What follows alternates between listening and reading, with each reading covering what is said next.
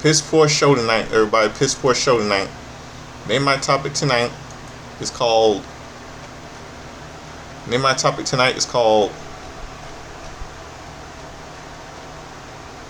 Dreadful, Disgraceful, and Damage in Dallas, Texas.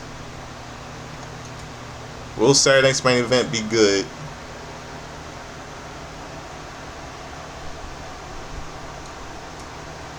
This Saturday. That's my topic tonight. But before I do,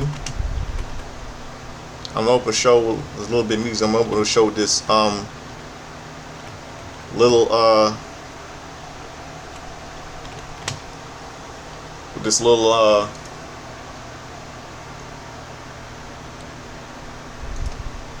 little charity single called Hands Across America. This little charity single for 1986 RAW. So stick around, let me get the music playing. I'll be right back. I remember we break it all down. I'll be right back.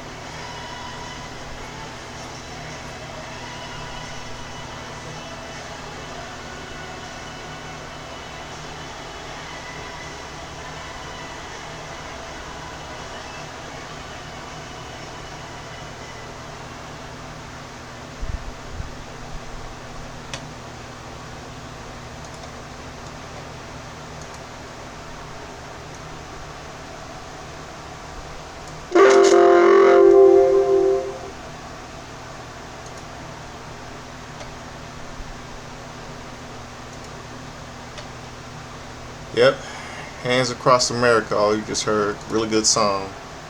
Real good charity song. Let's get down to business with tonight's show. Terrible show. That'll be all my predictions for Saturday's main event. WWE Then Now Forever Together and Should Be Dead opens up. And we open up the show with a look at Dallas, followed by some revival of some of the key players for tonight's lineup, along with Penta. Sorry about that. Along with Penta. Along with Penta, as the Intercontinental Champion, we'll be keeping an eye on the #1 Contenders Gauntlet match tonight. From there, we go to ringside where the crowd pops up for a big rival of Brock Lesnar. Lesnar is now accompanied by Paul Heyman, but a small detail of some police as they wait at ringside to presumably keep Femi away. Lesnar and Heyman circle the ring.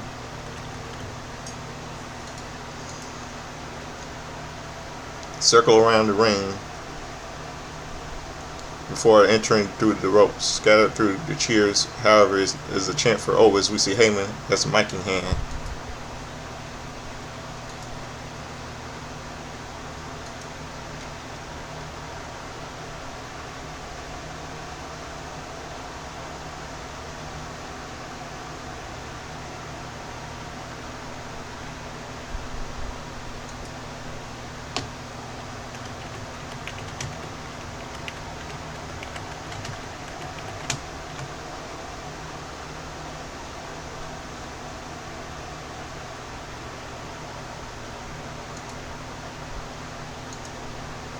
Hold on a second.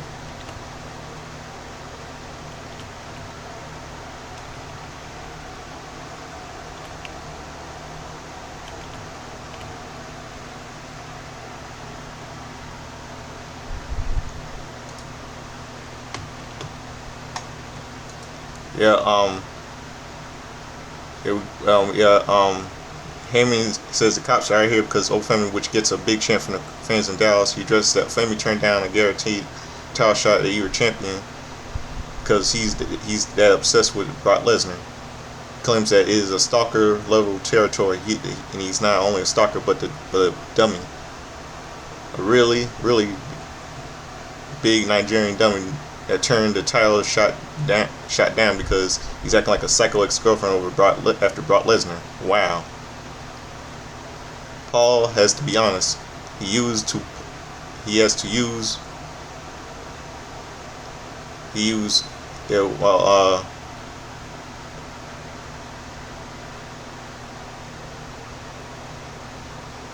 be honest. He used two people being obsessed with Brock Lesnar. They all wanted to shoot out at the OK Corral. They all talk about shit and get hit.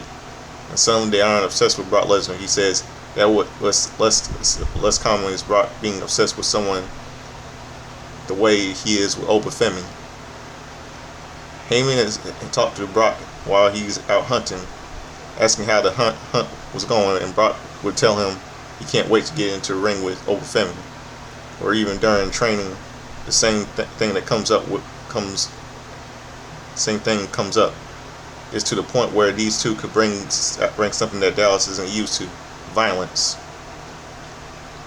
That said, Paul states that while the two may be willing to fight any time, including tonight, he wants to protect his money. So he reached out to a judge here in Dallas that his father knew pulling in more than one favor, and got a restraining order to ensure that no contact would have been made between the two before SummerSlam. He's sure that Brock will be good with that, as the Beast is a law-abiding citizen, and all this surrounded by the rival of Oba Femi. As the crowd chants while he heats down the ramp. Meanwhile, the cops are entering the ring, standing in front of Brock and Paul. Oba Femi enters the ring with a mic of his own, saying he came out here for a fight, but he's willing to give them a chance to explain what is all this. Paul explains he's in a violation of restraining order, and he tells the cops to do their job as the pair leaves the ring. This only gets Oba fired up as he lays into the police squad, clearing them out of the ring before sending one of them over the top rope over the rest of the group. He picks the mic back up, calling out Brock as these games and the games like the running and the elbow blows. Now this. Brock used to run this place, but now he all does is run away. There's no running away from the ruler. There's no running away from Obafemi. He poses for the crowds. We cut to a video package, taking a look at the rise of the faction known as the Shield, reminding us the history of Seth Rollins and Roman Reigns. They get ready to face off at SummerSlam for the World Heavyweight Championship, which is something I don't like to see because it's old.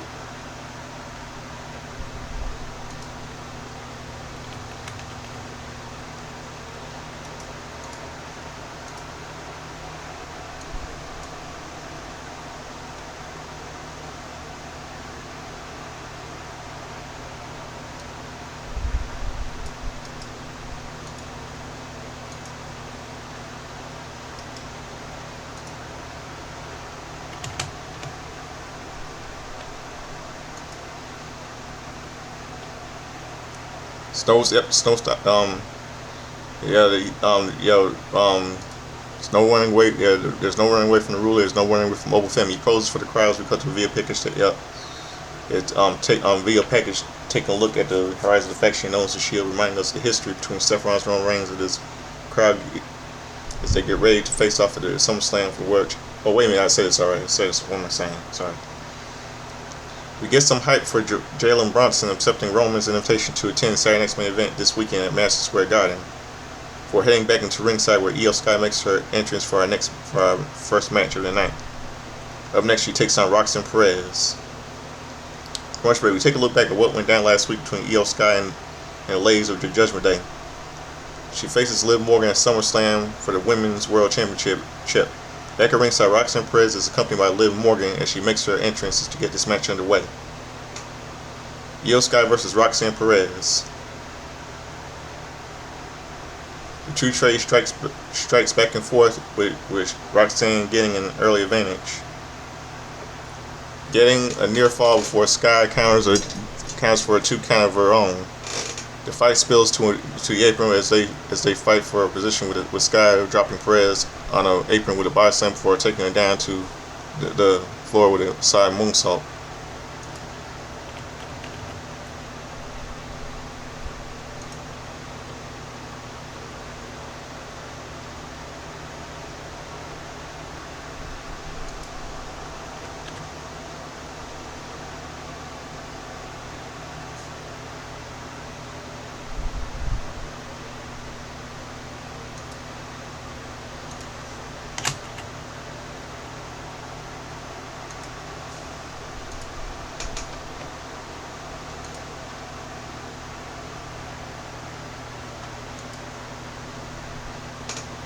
The true trade strikes back and forth with Roxanne getting an early advantage, getting a near fall for Sky counters a 2 count of her own. The fight spills to the apron as they fight for a position with Sky dropping Perez the apron with a body slam before taking it down to forward with an outside moonsault.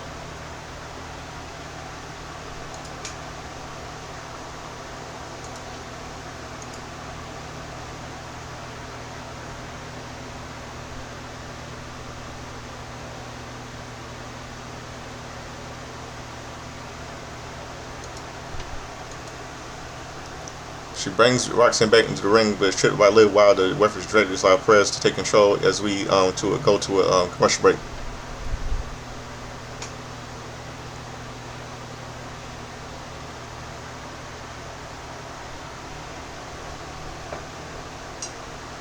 Commercial break. Roxanne has Io in the corner, propped up in the turnbuckle before Sky fights her off.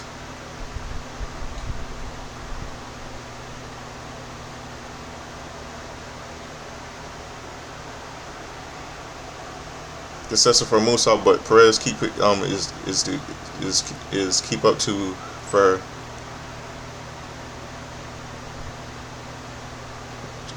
to keep her going for it. Io is now in a tree of woe as Roxanne goes after her knee. She knocks Sky off the turnbuckle, going for a moonsault that lands onto the legs of Io. Both women are up as Sky regains control, culminating in double stump as a double underhook into a backbreaker. She favors her knee and goes for the cover as Roxanne kicks out at 2. Io heads to the corner, setting up for a missile dropkick that sends Perez to the mat. She poses for the crowd, but while Perez is stuck in the corner, she dodges the bullet train attack. She goes after the leg for a modified calf crusher, but Io counters into a crossface.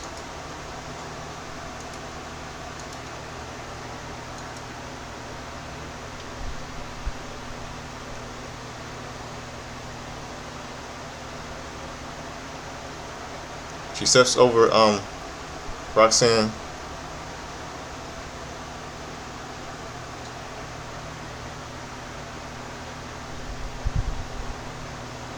She steps over Roxanne on the way into a corner, setting for a moonsault as Liv.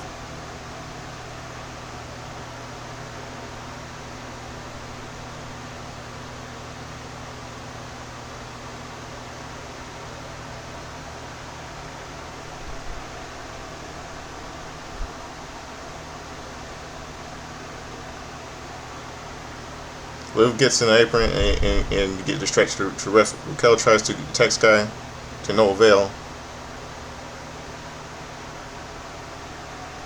Perez knocks her down for a roll, but she gets a 2 count where Io counters to holding the lights just enough to keep her down for the win.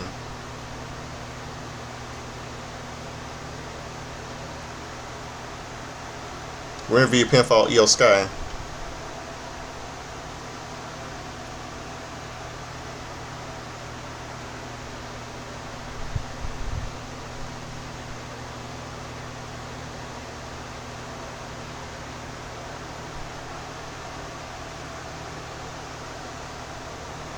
No time to celebrate, and as Liv and Raquel slide in the ring, laying to Sky after Perez lands a chop block on the injured leg.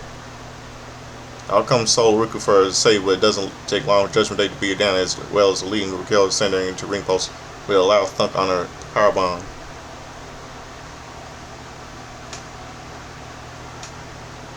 Ruka is laid out as Liv catches Sky with Oblivion as the trio stands tall and over her as we look back at SmackDown on Friday, where Royce Keys found himself at the yards of Jimmy Uso as Jimmy faked Fatu.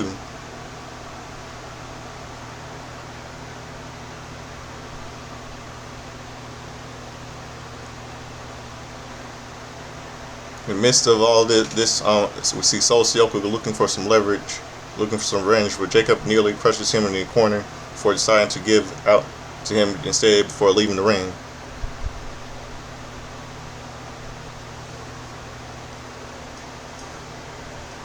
We head back to ringside as the Division makes their entrance along with Banks and Pretty holding up championship celebration up next. Commercial break. WWE hypes up the free 10 SummerSlam takeover in Minneapolis before we cut a look back to the Division winning the World Tag Team Championship back last week. Thanks in the part of help of Maxine Dupree, Logan Paul as Mike. You know, I understand. I don't know why Triple H didn't Triple H didn't explain her actions tonight. But I'm gonna tell all of you one of the reasons why she joined the Division. One of the reasons why she joined the Division. Since she didn't explain tonight, I'll tell you why. Here are one of the reasons why she joined the Division.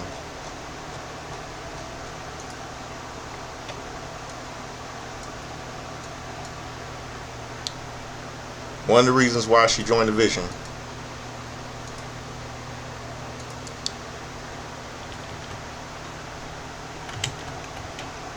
Hold on a second, let me see one of the reasons why.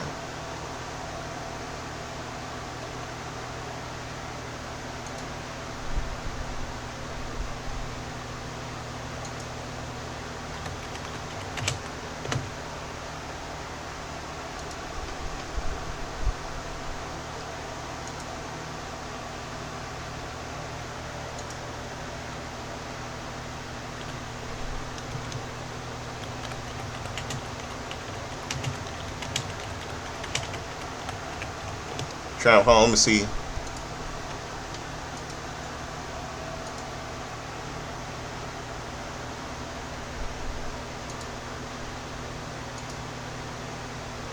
Trying to see.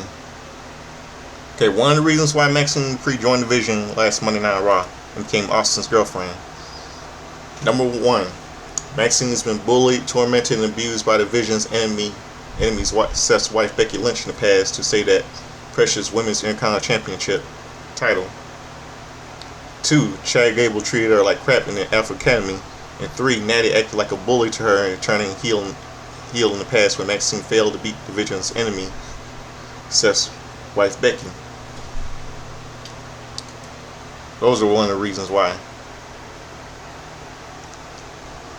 Yeah, as he tells the crowd to give it up for the new Tag Team Champions Division, and we couldn't have done it without our newest member, the Queen, Maxine Dupree. Maxine starts to speak, and struggling with audio levels as Cesaro makes his way out to the ring. Cesaro asks Maxine if they can talk, leading to a discussion as the crowd chants for Otis. The Division agreed to leave the ring as Akira asks her what she's doing. This isn't her, because she knows, and this guy Theory is not good for you. Maxine says she still loves him, but she didn't have a choice, and the crowd loudly boos. Well, she didn't explain. She didn't explain. The fans never gave her a chance to explain her actions tonight. It's unbelievable.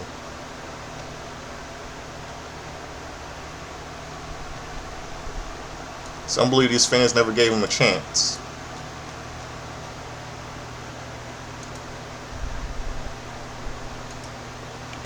Never gave her a chance.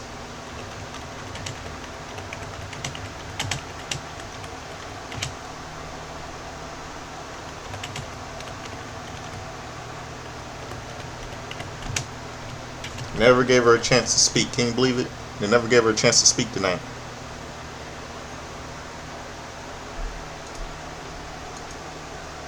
The crowd loudly boos. Yeah. That's not. Yeah, boo, boo, boo. It's not. How in the world can you boo her? She says they don't even know Austin, but Otis cuts her in and told Maxine that Theory was bad news. She continues to insist that he's not so bad. And Otis has something to say to get off his chest. Maxine, why Triple H didn't let Maxine explain her actions, but I already mentioned to all of you watching this video. She continues to say she's not so bad, but Otis has something to get off his chest. We can hear Division mocking Otis. He tries to be earnest with Dupree. In theory, as if Otis is trying to confess his feelings for Maxine. He claims that guys like Otis can never get with girls like Maxine, running Otis down verbally before Otis pulls him in the ring the hard way. He sends him into the ring, into the corner for some revenge until Braun Breaker, you call him fat. He sends him in the corner for some revenge until Braun Breaker attacks him from behind. He ends up sending Breaker out of the ring before he turns his attention to Theory in the corner. Maxine intervenes, talking to Otis about wishing he said something soon before she almost gives him a kiss, only for Otis to get hit with a low blow by Theory. Maxine mocks Otis for thinking he had a chance with Theory as Theory continues to attack him, for Cesaro goes after him. This doesn't last long as he's pulled away, allowing Breaker to hit him with a spear. The beatdown continues for the Division stand tall over Africa Academy as the group leads to head to the ramp as we cut away. Yeah, hopefully we probably might get a new member of Alpha Academy.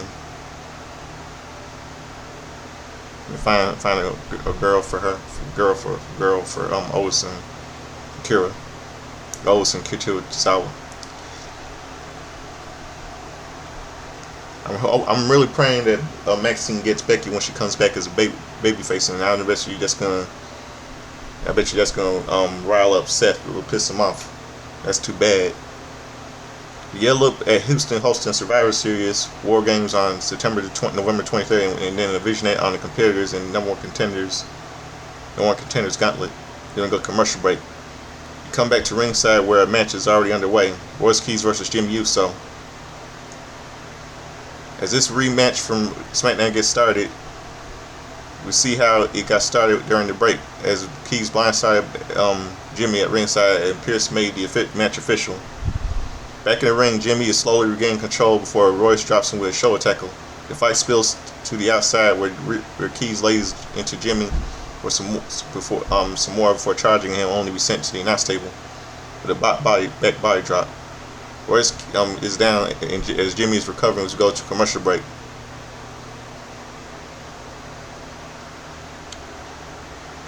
Back from break, the two trade strikes before Jimmy hits the ropes onto run into a power slam by Royce for a 2 count.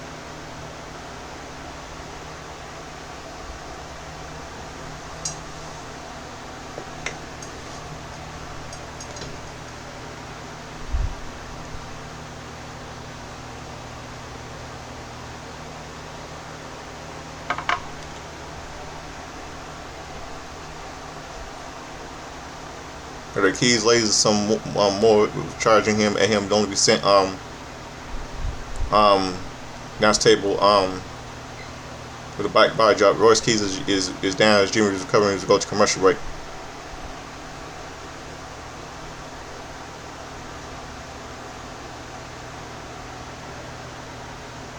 Commercial break. Back from the break, the two straight strikes in the ring before Jimmy hits.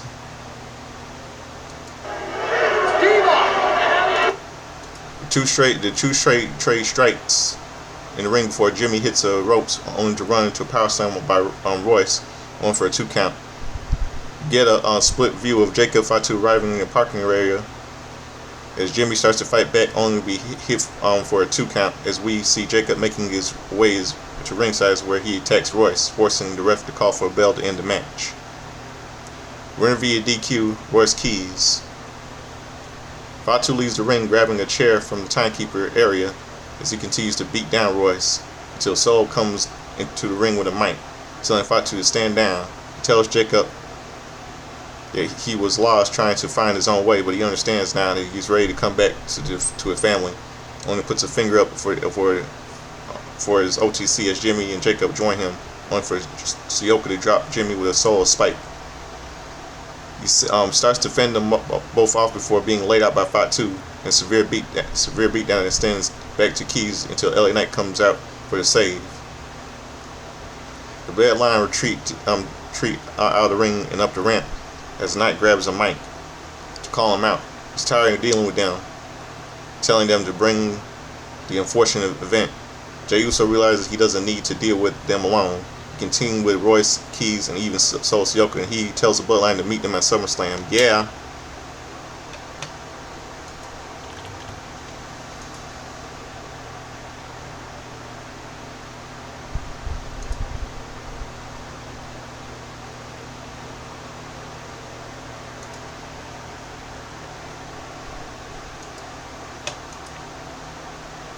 Backstage, Division brag about what they did to Otis.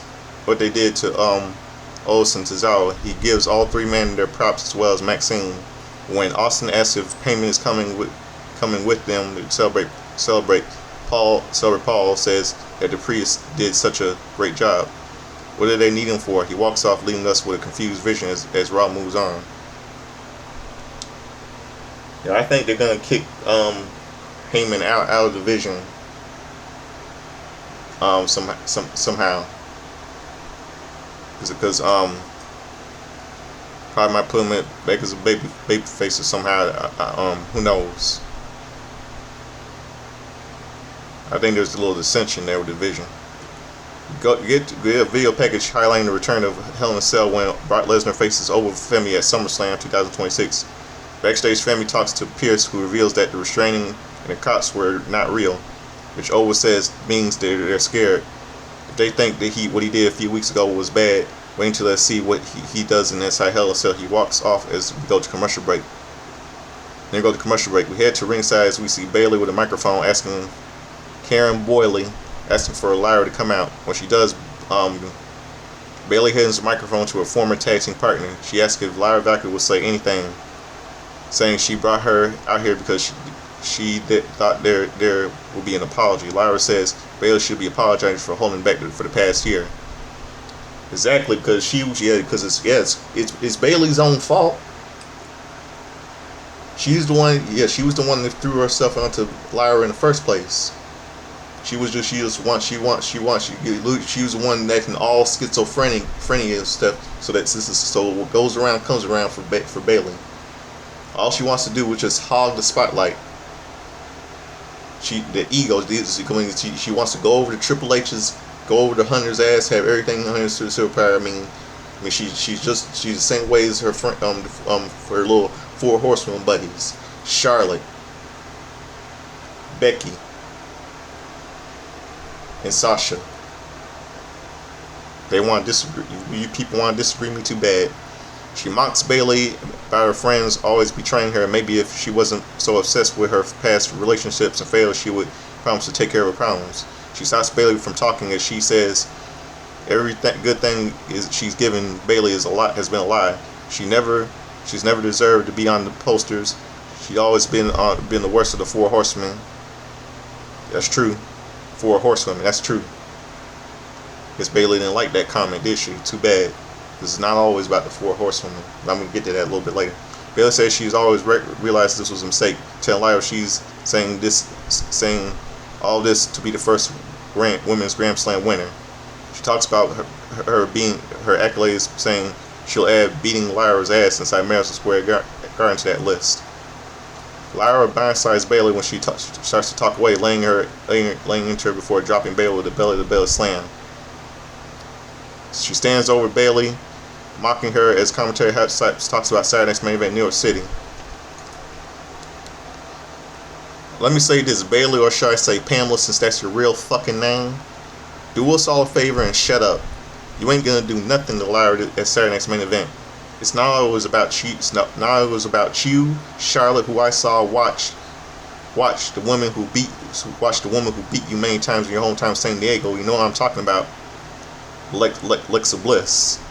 Yeah, San Diego. Yeah, Alexa Bliss who beat you in your hometown, San Diego, California, get her arm broken last Friday on SmackDown. And Becky Lynch, who's a no-show. And not to mention Becky Lynch, who's a no-show after losing the women's Intercontinental title to Soruku, and not even your friend Sasha Banks, who's in AEW. It's not about you and the Four Horsemen. You're just a washed-up, overhyped, weak veteran like all the rest in WWE.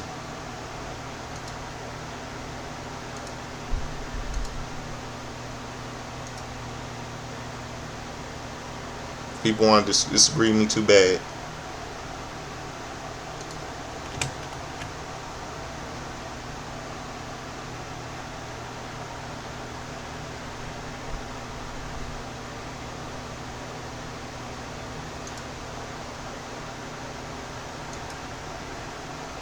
We get a look back at John Cena's matches during his heel turn and preview and return to WWE Unreal premiering June 21st. And his heel turn that was the worst.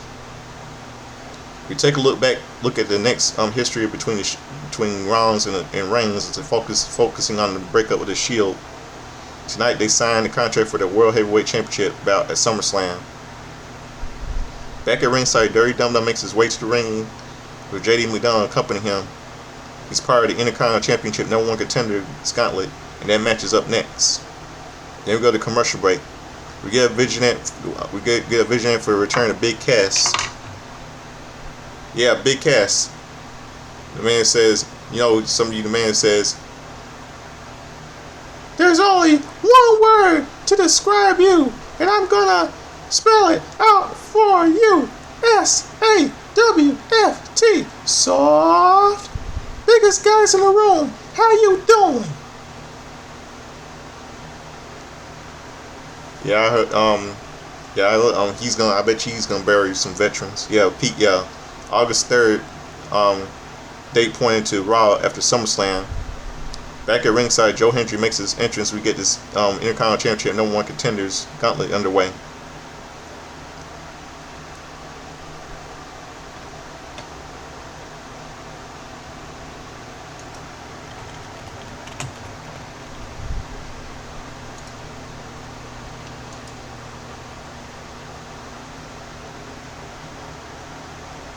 Dragon Lee versus Chad Gable versus Joe Hendry versus John Evans versus Evan Page versus Dirty Dum Dum versus Rusev. Mysterio and Hendry getting this gauntlet started as they trade holds until Joe takes control. Don rolls out of the ring as he looks for a timeout but gets slammed against the announce table instead. He continues going after Dum Dum until Mysterio launches him.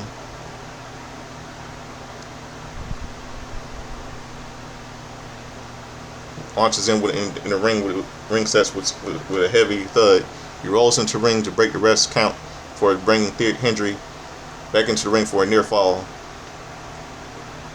Mysterio continues the attack as he sends Hendry into the opposite corner with a hammer throw. Joe starts to fight back before Dum Dum goes for a tornado DDT, but Hendry blocks before dropping him into the mat. He sends Dum Dum into the ropes for a flying forearm.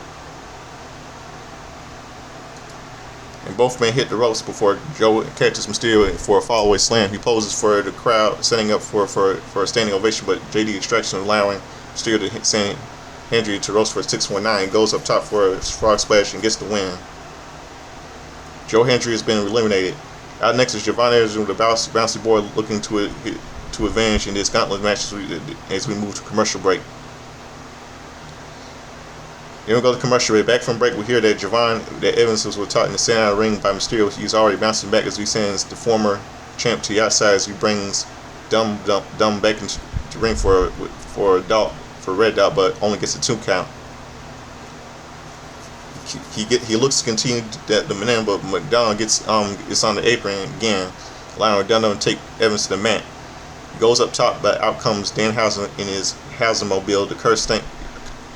But in his Hausenmobile, but his curse brings out Pyro from the wrong post. JD gets up the ramp to confront Danhausen, but seemingly gets a shot with a t-shirt can, and Javon hits the OG cutter and down the ring for his win.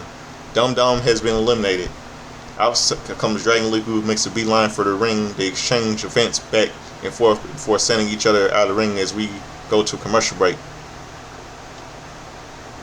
The action spills to the outside as Evans sends Dragon Lee to the timekeeper's area, running around the ring for a speed to get the jump on him. He brings Lee back into the ring for a springboard attack, but takes a super kick as Lee gets a near fall. He sends Evans to the outside for a dive, but before bringing him back into the ring, catching Devon into a tornado DDT for a close 2 count. Evans is back on his feet as they trade strikes. Evans brings Lee to a corner for an OG cut, but Dragon blocks it, setting up for a double stomp on the turnbuckle. He brings Evans to the middle of the ring, only to be cradled tight by Javon for the win.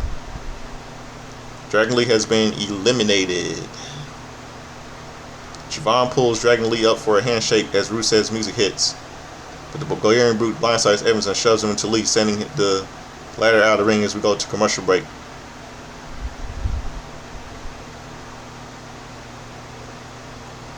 Commercial break. Evans tries to get back into it, but is sent to the corner by Rusev, only for Javon to roll him up for a 1 count. Evans starts to get some shots in before going for a sunset flip. Aloha, Rusev says no, but as he drops down on Javon for a near fall. Evans sends Rusev to the outside before hitting the ropes to get for a dive, struggling as Rusev brings Rusev back into the ring. He connects the Red Dot for a cover, but it only gets a 2 count. Evans gets to the corner looking for another, but gets dropped hard by Rusev, who locks in the accolade. John crawls towards the ropes looking for the break. He gets pulled back as Rusev clinches it in tighter. Just as when it looks like he's about to fade, Evans manages to get to his feet, but with Rusev still on his back, and it drops the Bulgarian Brute to the mat. It doesn't take long for Rusev to regain control, however, eventually locking the hold back in. Evans starts to fire himself back up once more, and then fades as the ref calls for the bell. As Javon Evans has been eliminated, out comes Chad Gable, who immediately takes the fight to Rusev. Rusev blocks a Chaos Theory, but gets caught with a belly button suplex as Gable goes up top. Only dropped hard by Rusev. It goes for a 2 count as we go to commercial. Then we go to commercial break. The two fight out in the corner as Gable blocks a suplex, landing some headbutts to send Rusev to the canavas. Flying clothesline sends Rusev down hard as Gable struggles to his feet. Both men are up as they trade strikes until Gable goes for an Olympic slam. Rusev breaks free, taking Chad down in the accolade. Gable starts to break free until Gable goes after his eyes, but this allows Chad to break free as he sends Rusev into the turnbuckle with a German suplex. Rusev tries to fight back, but is cradled by Gable for a win. Rusev has been eliminated. Rusev is sore loser. He gets back. That's why I said it's the sore loser. He gets back up into the clinch and accolade as Ethan Page makes his way to the ring. Yeah, I said to myself, this smells like a setup because y'all know Rusev and Ethan Page are having a little alliance. Rusev finally breaks the throw, leaving the ring to wish Page luck for leaving. Page looks for an easy pin, but only gets a 2. He gets mad at Gable, telling him to stay down, and makes this easier for him as he continues to beat the man down. Gable fights back with a German suplex, starting to fight back until Page takes him back to the mat hard. Gable turns it around as he flinches in an ankle lock and hits the Olympic slam on all ego, but it's only good for a 2 count as well. Page is back up as he brings Gable to the corner looking for an avalanche body slam, but Gabe fights out, putting the ankle lock on. Page has nowhere to go, and he taps out as the ref calls for the bell. Winner, new number 1 contender for the Intercontinental title, Chad Gable. Chad celebrates the win as Penta enters the ring to shake his hand. The two set to face off at SummerSlam 2020 for the title. You know, I think you might know Javon Evans should have won this. Commentary hypes up for Saturday night's main event as the next episode of Cody Rhodes podcast featuring Tom Brady. And then we take a look back at another main event for SummerSlam 2026. CM Punk defends the undisputed World Wrestling Entertainment Championship against Cody Rhodes. Then we go to commercial break. Now it's time for contract signing, something I'm gonna fall asleep on because now I don't want to see this shit. Contract signing for the WWE for the World Heavyweight Championship match at SummerSlam 2026. Commentary has the Saturday night's main event. Yeah, Raw GM Adam Pearce is out here with tables and chairs and ready to make it official as he welcomes Roman Reigns to the ring. Roman makes his way out to a big reaction to the OTC as he heads to the ring. Roman Reigns chant as the champ tells them to acknowledge him. As he goes takes a seat, Seth Rollins makes his entrance next, without bringing us 5 minutes past to the usual runtime just as to get this segment started. Rollins enters the ring posing as the crowd continues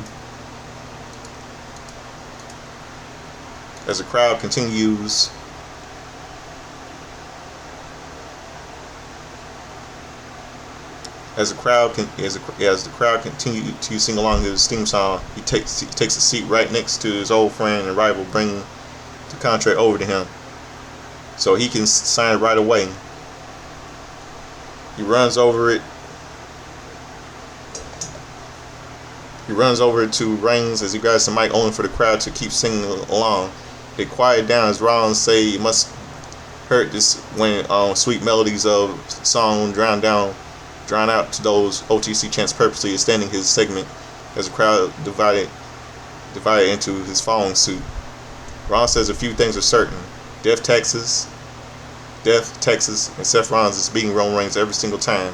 He tells Roman to sign a contract, but Roman is looking it over as the crowd continues singing. Roman says he wishes the crowd was doing this last week as Seth came out and bored everyone. It's established that Seth Rollins is the Tribal Chief's number 1 hater, and that makes him when he stops the crowd and chants, he's a hater. The sad thing is he's laughing about it, but that's the only thing he's number 1 at.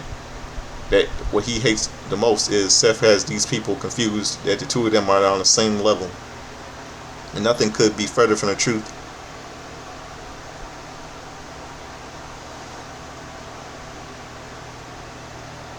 That's why at SummerSlam 2026 he's going to show them they're on different levels, and at SummerSlam 2025 he'll show Seth what number one looks like. With that, Reigns signs the contract. Seth offers the contract and says, there you have it. Running Roman down, and he thanks him for keeping the title warm for him, and he says he will see Reigns next time he wants to show up for work. And Seth leaves the ring walking up the ramp as Roman mocks him for walking away. Let's play your game. Seth asks the question, what happens if you beat me at SummerSlam and you win the title? Are you going to hold a fold for a couple of months to get injured again?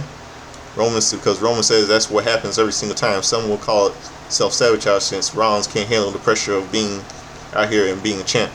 This riles Seth enough to get back in the ring, standing off with Reigns. He tells Roman if he's got something to say. He's not going anywhere. He's right here to say it. Roman will say it since everyone is thinking it. You want to know how he knows Seth is number two? Because he always needs to hold Money in the Bank briefcase to win the thing. Last time he needed to fake an injury to cash in, he talks about Triple H's work day. Triple H is running the place, and how they keep giving Roman's his stuff to Seth. He's always going to be number two. Roman's is always going to be number one. He needs Seth to acknowledge it, bitch. Seth is angry, but keeps a level of control as he asks Roman if that's all he's got. Telling him Seth is never going to be important as Roman, as at some point Rev had to see him in the mirror to remind himself that he's proud of what he is. Because he's a visionary, he's a revolutionary, and he is Seth freaking Rollins, and he's glad he's not Roman. Roman Reigns scoffs at this as he is blindsided with a right hand by Seth. He stomps away in the champ in the corner.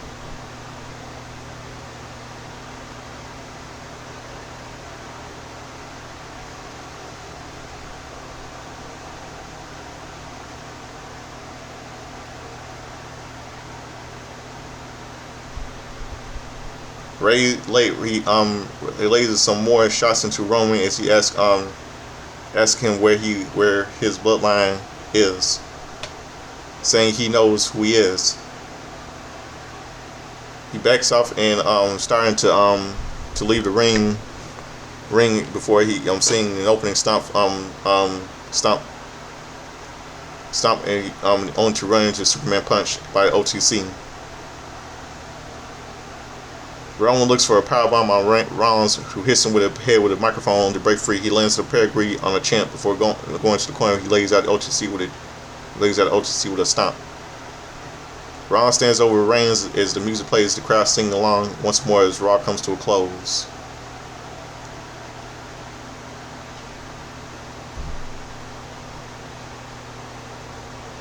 I'm really gonna fall asleep on the Seth versus Roman match at SummerSlam 2026. We've seen these two veterans feud too many times. It means 2026, not freaking 2014. It should have been O versus Roman, not Seth versus Roman. And I know why people liking this shit. I mean, this I think Saturday night's main event will be this good. I don't think it will be this good. I mean, I hope that match will be a draw. I really do hope that match will be a draw.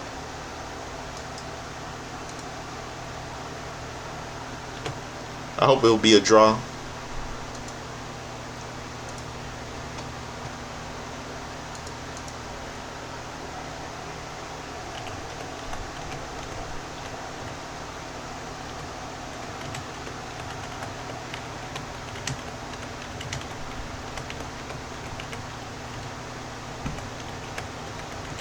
I really hope this be a match. Hold on a second.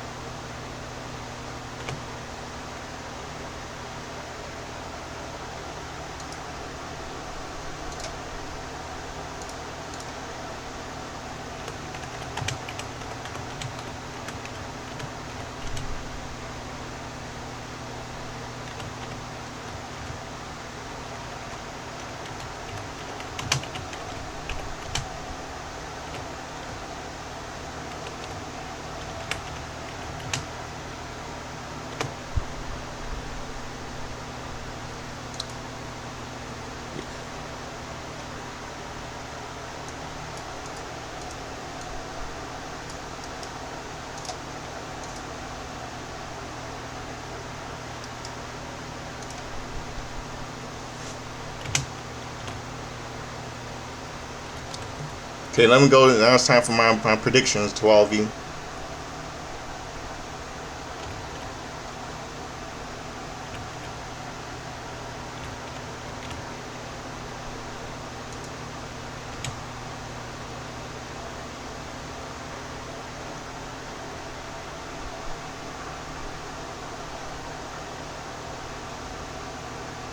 Hold on 1 second.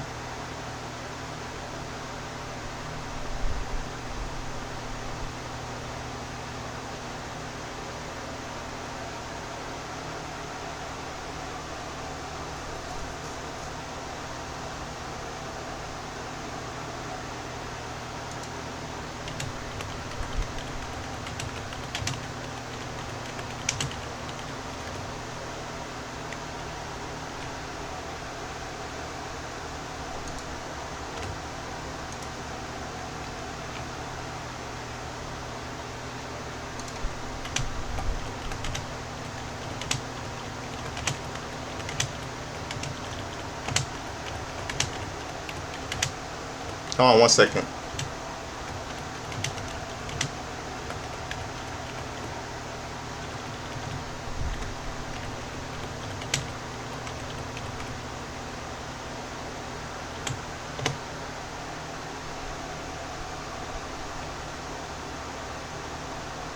Okay, let's go to predictions.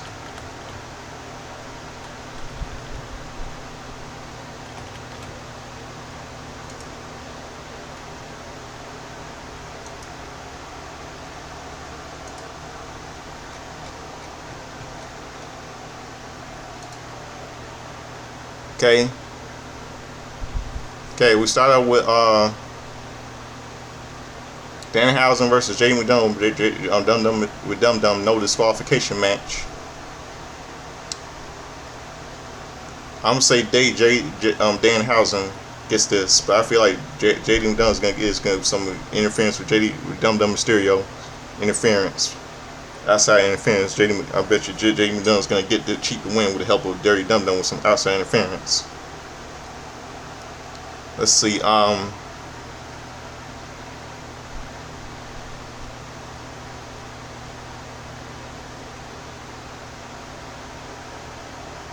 Let's see.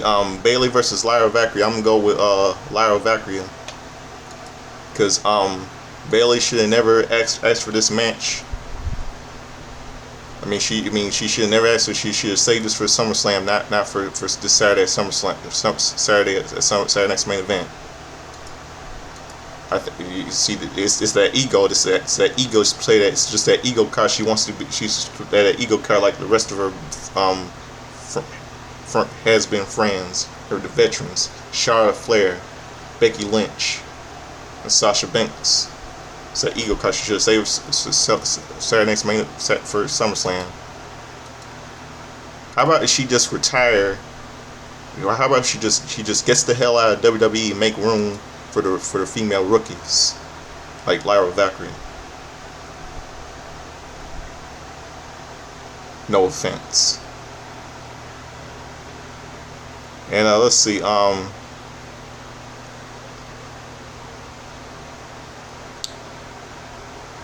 Yeah, I'm gonna. Yeah, those are my those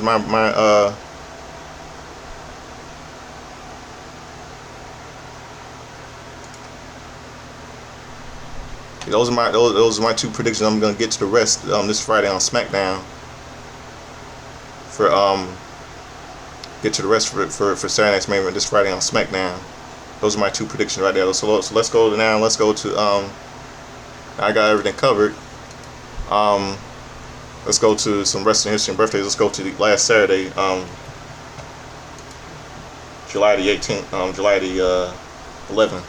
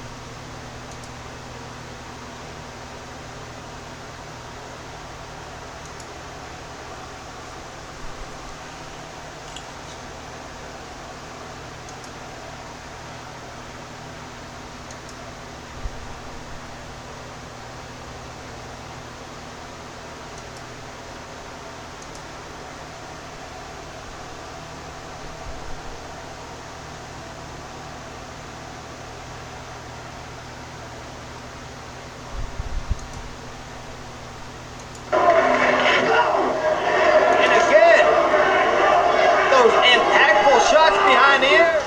Axle right for the outside, and you do this. Okay, last Saturday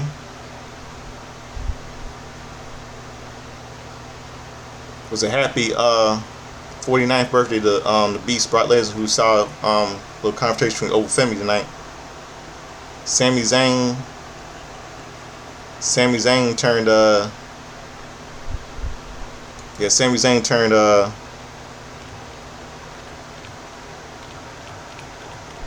42 last Saturday. And Tyson Kidd turned 45. Natalia's husband turned 46. Iron Mike Sharp turned would have been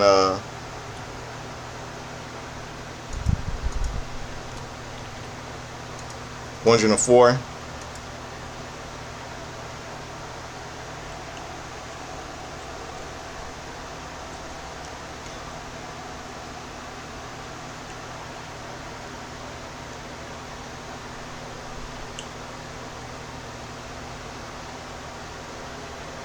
Iron Mike Sharp would have been 104. His birthday was Saturday. He died on August 9, 1988. Canadian wrestler. He was born July 11, 1922. Leon Spinks.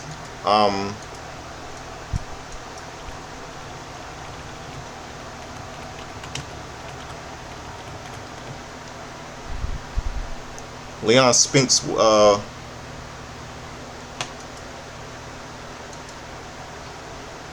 have been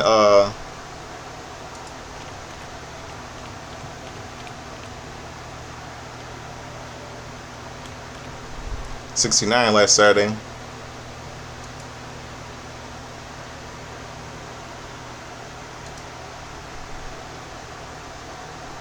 Ernie Holmes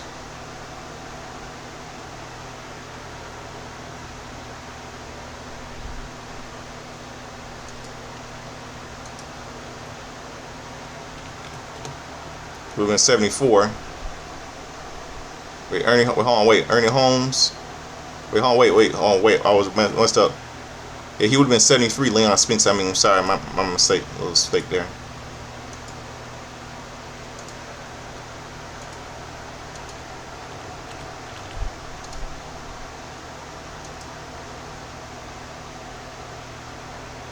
And Butch Reed,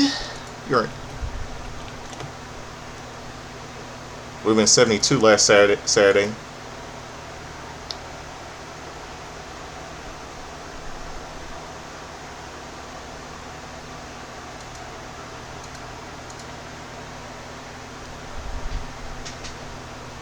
Let's see. Hold on 1 second.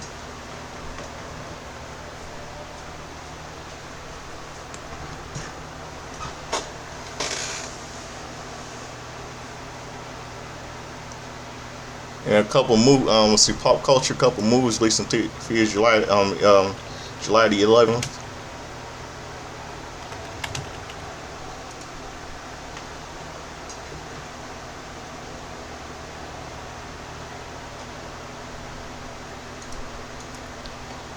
Movie Club Paradise, directed by Harold Ramis, starring Robin Williams, Rick Moranis, Eugene Levy. Was released in theaters, and supporting cast includes Twiggy and the late Adolph Caesar, Academy Award nominee.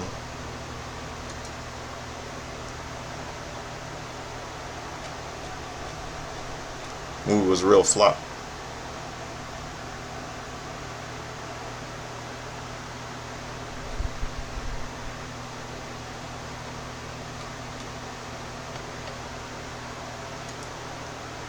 And let's see, on the ECW Hardcore TV, ECW on Sci-Fi.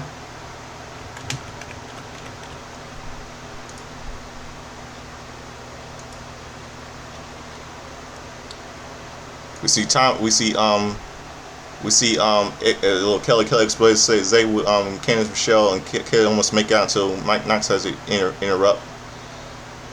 Paul Heyman explains his actions, why he helped Big Show, why he screwed Rob Van Dam. And Test makes his return, defeats Tommy Dreamer. Justin Credible defeated Sabu. Big Show defeated Ric Flair and Extreme Rules match, retaining the ECW World Championship. Then on Monday Night Raw,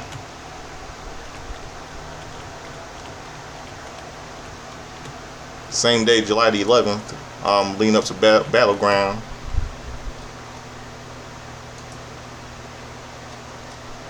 In Detroit, Michigan, Joe Louis Arena.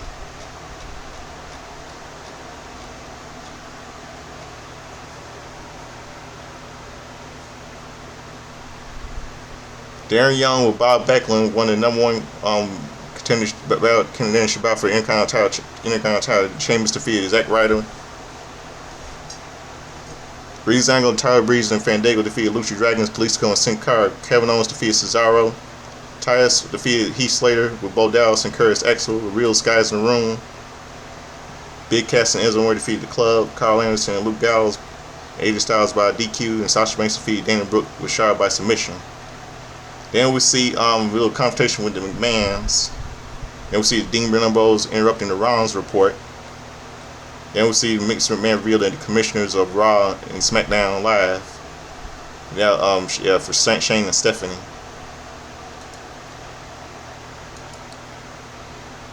Then let's go to the next day now, July the 12th.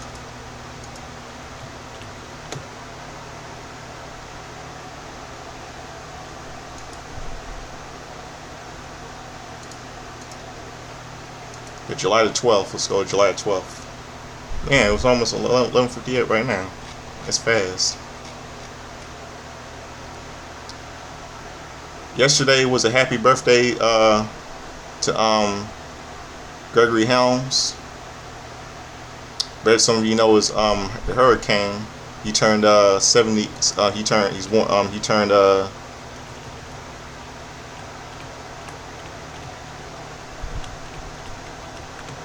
52. Gregory Helms, he turned 52.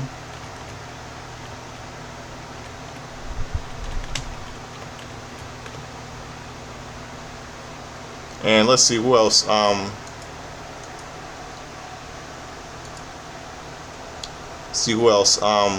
Roy Heffernan turned Australian wrestler. He would have been 101. And some wrestling history for July the 12th. On WWF Wrestling Championship Wrestling, July 12th, 1986.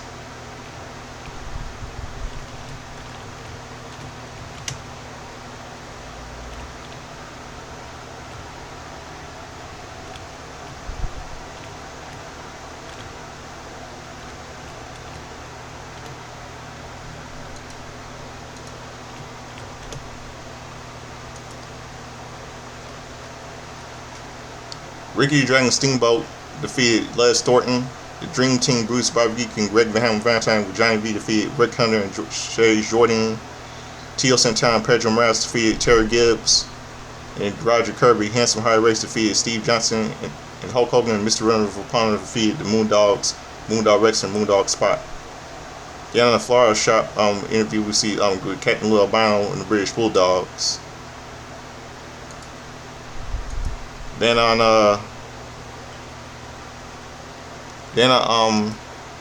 little house show took place in Madison Square Garden, New York City. Same day, WWE World Wrestling Federation, WWE. 16,000 were in attendance. Tony Atlas defeated Lenny Poffo. Mouth South Jimmy Hart defeated Big John Studd, Billy Jack Haynes, Bobby Heenan, Bruce Bobby, David Boy Smith, John Mike Kidd, Ray Hammer Valentine, Harley Race, Iron Mike Sharp, Johnny Valentine, Johnny Valiant, Junkyard Dog, King Kong Bundy, King Tonga, Lenny Poffo, Moondog Rex, Moondog Spot. One half of the two tag teamers, Moondogs, were in this battle royal. Pedro Morales, Steve Fiafi, Special Delivery Jones, Tony Atlas, and Tony Gurria were in this. That was a fluke, that battle royal. No friend of mine from Pittsburgh remember this. That was a fluke. That Jimmy Hart won the Battle Royal. And the Bulldogs, Dynamite Kid and Davey Boy Smith defeated the Moondogs for the WWE Tag Team titles. Pedro Morales defeated Iron Mike Shark. Billy Jack Haynes defeated Brutus by BK by DQ.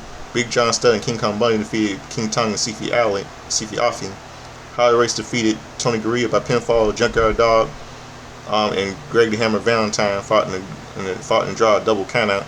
Bruno Sammartino and Tito Santana defeated adorable Adrian Donson and Randy Savage in a steel cage match 2-on-2.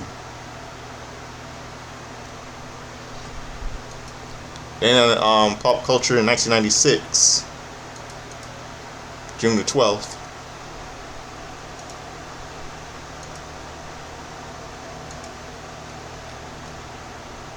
A movie called Courage on the Fire, starring Denzel Washington, Meg Ryan, Lou Diamond Phillips, and Matt Damon, was released in theaters.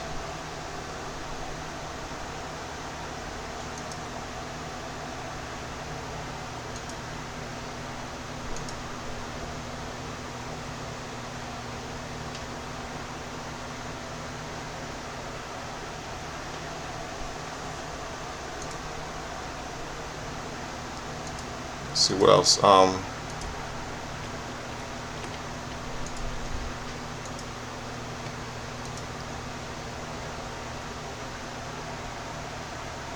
Oh, and another movie was released on July 11, 1986. A movie called Miracles, starring Tom Conti, Terry Garr, Paul Rodriguez, and Christopher Lloyd from Back to the Future, and late Charles Rocket.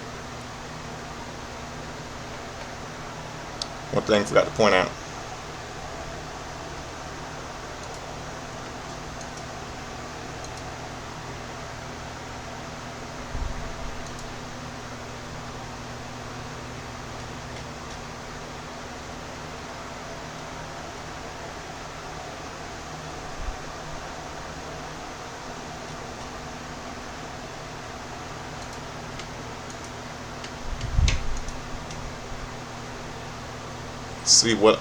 Trying to see what else.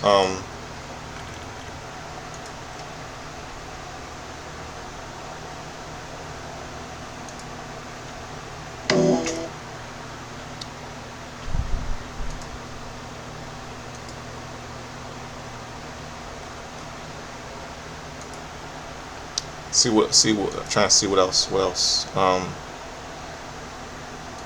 For 2016 on TNA, this was the final TNA Impact final. This is TNA Destination X 2016. For moving it, a little edition of TNA Impact edition of called Destination X. DJZ defeated Rockstar Spud, Mandrews, and Braxton Sutter X Division ladder match determined on contender fixture for TNA X Division Championship. Ram defeated Abyss and Crazy with Steve. Sian with Ali defeated Gail, Kim, and Jay. Marty Bell, a 4-way match to TNA Knockouts Championship. DJZ with Mike Bennett, Maria defeated Mike Bennett and Maria singles match. And Drew Galloway versus Ethan Carter third in a no contest match, unsanctioned fight. Lashley versus Eddie Edwards with Dave Richards in a no contest singles match for a TNA World Heavyweight Championship, TNA X Division Championships. I really didn't like that segment between Matt Hardy, Jeff Hardy, and his wife Reby. I mean, I hated how they brainwashed him, Matt Hardy getting brainwashed to have his play his little ego card, just like a little nutcase. Let's see what see what else. Last Sunday was a happy 48th birthday to from the Fast and Furious series played Letty Ortiz. Fast and Furious series Michelle Rodriguez, got to mention.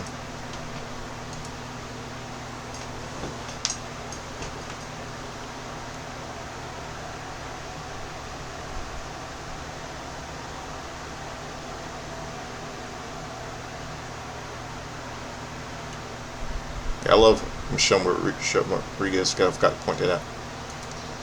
Now, yesterday's birthdays. Let's go. Let's go to July the 13th. Yesterday.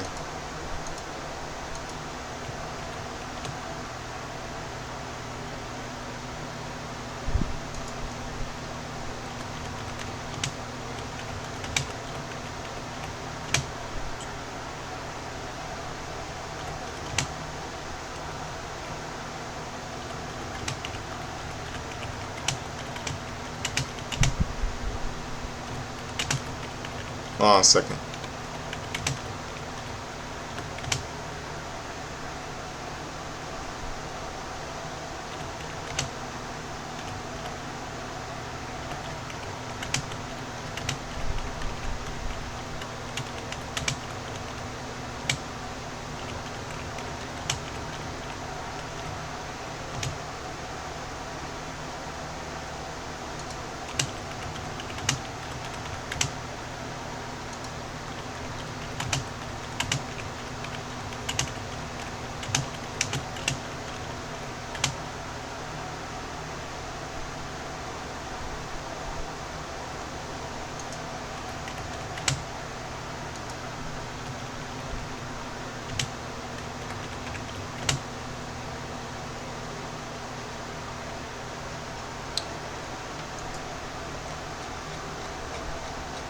Okay, birthdays. Sean Waltman, better known as X-Pac and 123 Kid, he turned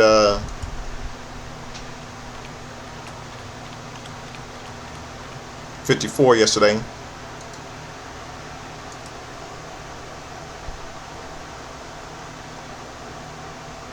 Tony Bourne turned 100 yesterday. And midget wrestler, Canadian wrestler Claude Gros, better known as ring name Dink, turned 70 yesterday. He had a sidekick of Doink's sidekick. Chris Cash, late Chris Cash, who died of a motorcycle incident. He died on August 18th, 2005. He would have been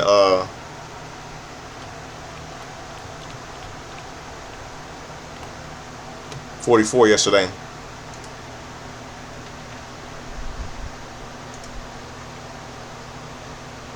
And yesterday was a happy birthday to Harrison Ford. He turned 84. Notice no one was playing Indiana Jones and Andrew Jones series, Han Solo in the Star Wars trilogy, Jack Ryan in Patriot Games, and Clean President Danger, and Dr. Richard Kimball in the movie Fugitive Love, and he's one of my favorite actors. And Cheech Marin, for one of the funniest comedians of all time, Cheech Marin, he turned 80 years old yesterday. Now, some wrestling history. On WCW Pro, June 13th. July 13th, 1986, on WWE All American Wrestling.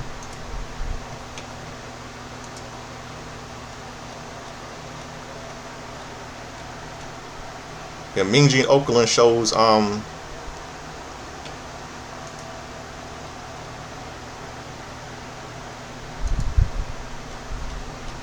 I don't think there was no airing for this on this. July. She shows highlights of matches and everything, including Gino Cabello and John Urbanski versus Junkyard Dog and George Aaron Steele with Captain Lil Bino. You know what that was. Rusty Brooks versus Billy Jack Haynes. Cowboy Lang versus Lil Brook. Lee Blaine Pop versus Jim Dean with Neidhart. Little highlights of that match. Let's see. Now June 13th, 1996 on WCW Pro.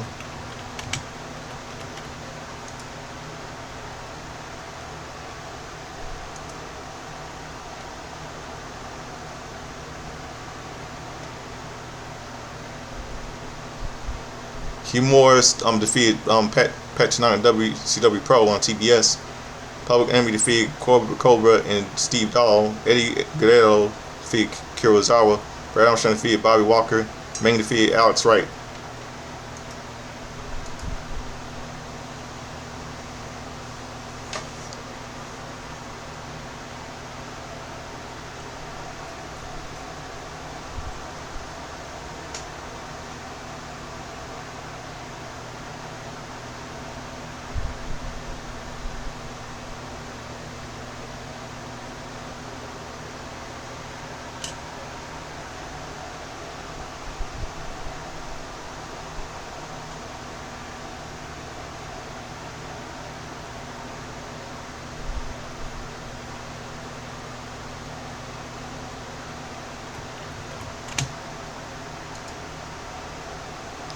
See, hold on a second.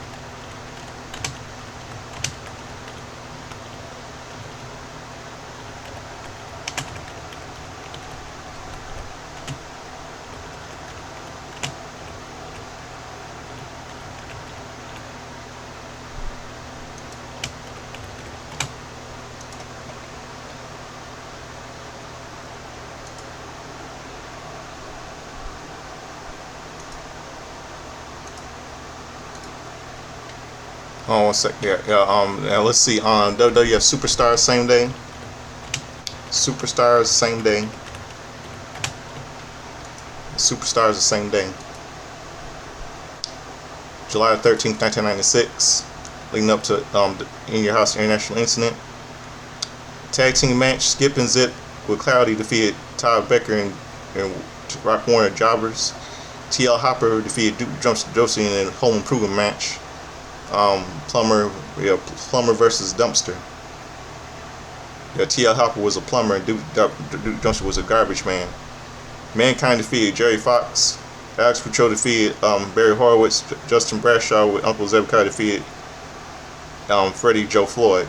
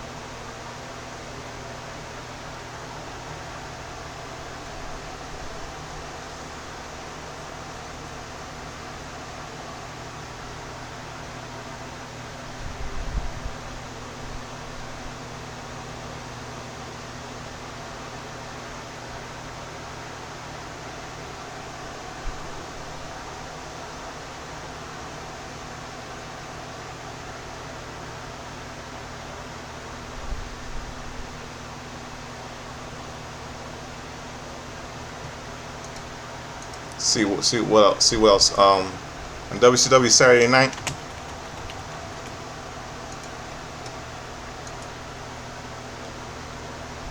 Rey Mysterio defeated Psychosis to retain the WCW Cruiserweight Championship.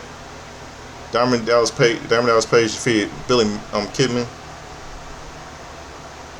American males Marcus Alexander Barbaro and Sky Riggs defeated High Vultures, Chaos, and Robbie Rage.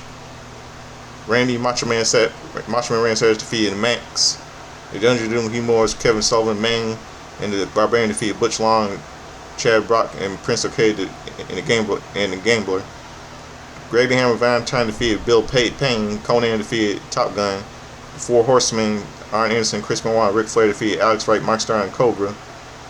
Derek Dick Slater, Mike Newlands defeated Joe Gomez and Todd Morton. Harlem Heat, Booker T, and Steve Ray defeated Public Enemy. John Grunge and Rocker Rudd defeated Public Enemy. John Grunge and Rocker Rudd retained the WCW World Tag Team Championship. And rest in peace to these two tag team wrestlers, no longer, John Grunge and Rocker Rock. Yeah, Macho Man Randy Savage talks about a promo about him getting his hands on Hogan after turning his back on him. Well, who could forget that Hogan? Well, Randy Savage did stab Hogan in the back. At Randy Savage cut a little promo about Hogan turning his back on him, and all that stuff at Bash the Beach to turn WCW. Well, Randy Savage did turn on Hogan at one time when they were in the World Wrestling Federation, but Randy Savage did that for good reason, because Hogan wants to hog all the spotlight and all ego, and his heel was justified that time. And then we see something else here. We see ECW little wrestling event took place. ECW Heat Wave. No friend of mine from Pittsburgh remember this. ECW Heat Wave '96. Yeah, we see Taz. Yeah, Taz was acting like a little bully here. I know a friend of mine from Pittsburgh is acting like a bully with Joey Styles right here.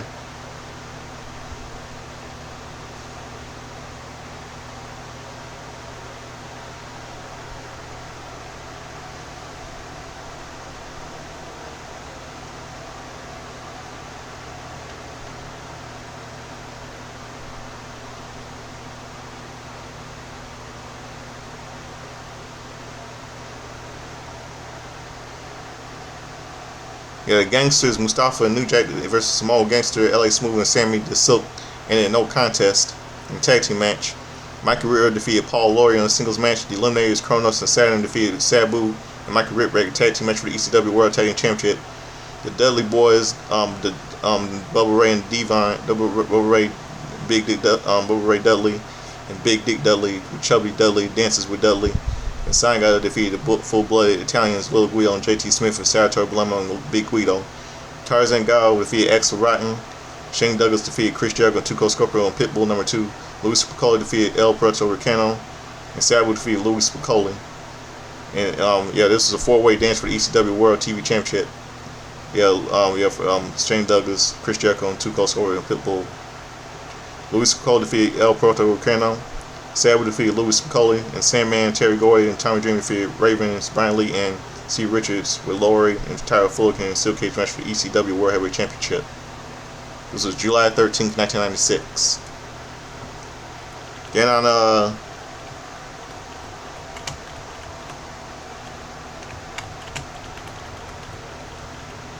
let's see.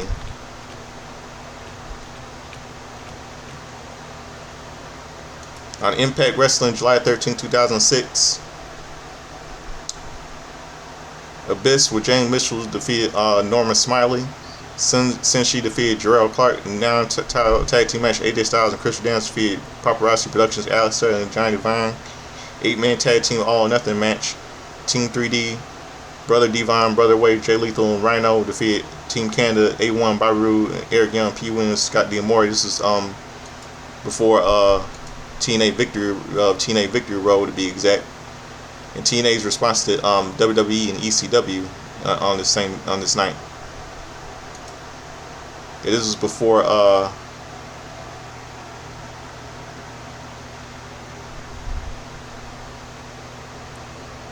this was hyping up before this is for TNA Victory Road 2006.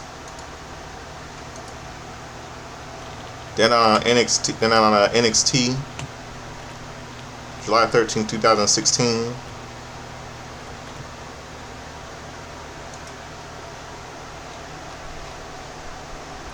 Shinsuke Nakamura defeated Finn Balor on that night. And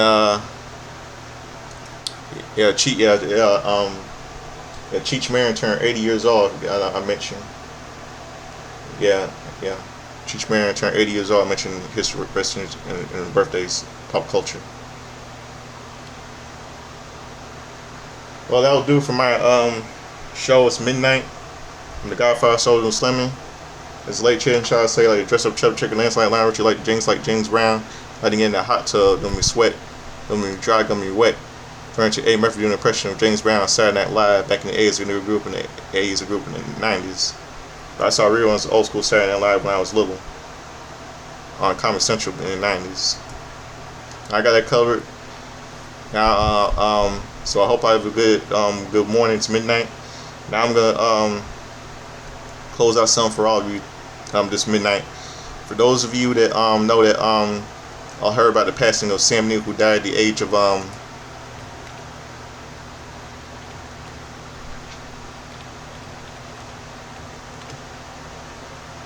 he died at the age of 78, but some sources say he died at the age of 78. From Jurassic Park, who died yesterday. The passing shocked me. I mean, I was like, his death really shocked me. I was like, wow, you've got to be kidding me. I mean, really, Sam Neill from Jurassic Park dies? I was just watching a few hours ago a movie called Dead Calm with him, Nicole Kidman, and Billy Zane. I'm shocked. I mean, what's going on in 2026? He dies on Harrison Ford's 84th birthday today at the age of 78, and he and Harrison Ford had something in common. They both worked with Steven Spielberg. They collaborated with Steven Spielberg.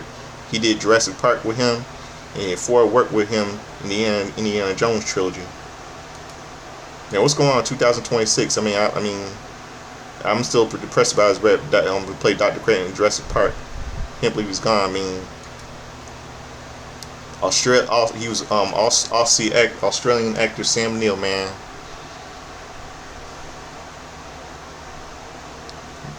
I mean, he was my childhood. I really loved him. He was my childhood. I mean, I can't believe he's gone. 78 years old, man. 78.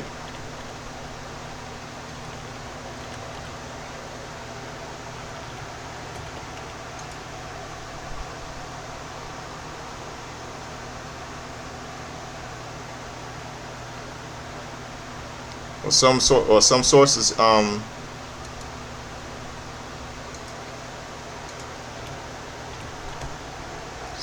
you say he was born in 1946. Or some sources say he was born in 1946.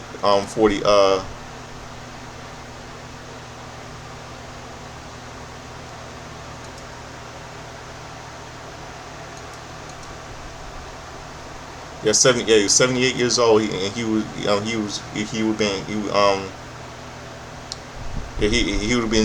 be 79 on September 14th, 2026, man. The movie Jurassic Park, the movie Jurassic Park that came out just last year. Jurassic Park Rebirth just came out last year, and bam, he dies. It's sad. I'm gonna miss him. So I'm gonna close out something for all of you tonight. This midnight, I'm gonna close out with the theme from Jurassic Park to dedicate to his memory. The theme from Jurassic Park, of a tribute to his memory. He'll be missed. Steven Spielberg made this man a legend, and we will never forget the memories. So Mr. Neill, thank you for all the memories. Thank you for my childhood. God bless your soul. You always be remembered. Facing dinosaurs in the movie Jurassic Park. You always be remembered having faced with zombies in John Carpenter's In the Mouth of Madness. So God rest your soul, Mr. Neill. Thank you for all the memories. Thank you for my childhood, and good day, mate. This is for you. The thing from Jurassic Park, and dedicate to your memory. This is for you. Rest in peace, and give my love to all people who are up there in heaven right now. Your co-stars, people like Richard Attenborough, aka John Hammond. People like Bob Peck, aka Robert Muldoon. All your co-stars who are up there in heaven. So give my love to them when you give my love to them when you're in heaven with them. Rest in peace. Good day, mate. You're one terrific Australian actor. You'll be missed dearly. And this song, and this is for you. The thing from Jurassic Park in honor of your memory. So, like I said, good day, Mike. This is for you.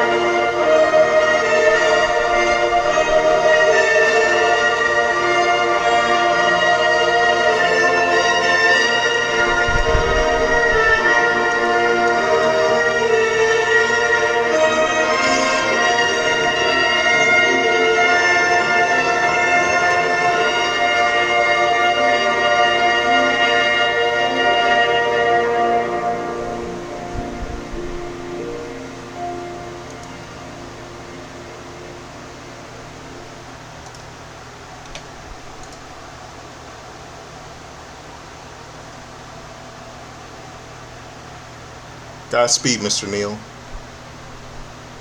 Godspeed.